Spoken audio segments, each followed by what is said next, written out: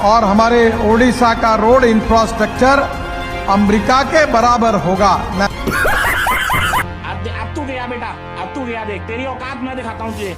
केंद्र सड़क परिवहन मंत्री नितिन गडकरी जी भाषण दौरान ओडिशा रे आसिकी जे ओडिशार रास्ता घाट को काले बीजेपी सरकार अमेरिका भलिया चकाचक रास्ता करदब।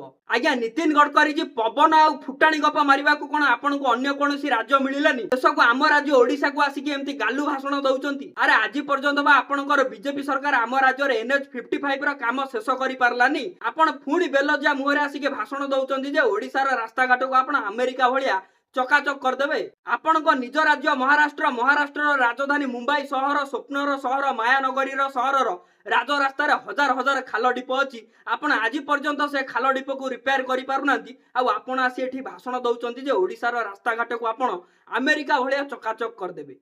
मुंबई रे आपण हजार हजार कोटी टंका खर्च करके अटल सेतु निर्माण कले किंतु गोटे वर्ष भी पूरीनी से अटल सेतु रे फाट हो गला। दिल्ली रे सेमती आपण 100 कोटी टंका खर्च करके प्रगति मैदान टनल तैयारी कले किंतु वर्षा हेले से प्रगति मैदान टनलटा बुड़ी जाउची। एमती आपण आउ आपनक बीजेपी सरकार आम देशवासींकर हजार हजार कोटी टंका लुटी मारी खाई जाउचंती। आउ आपण एठी आसी भाषण मारुचंती जे ओडिशार राजरास्ता को आपण अमेरिका भलिया चकाचक करदेबे।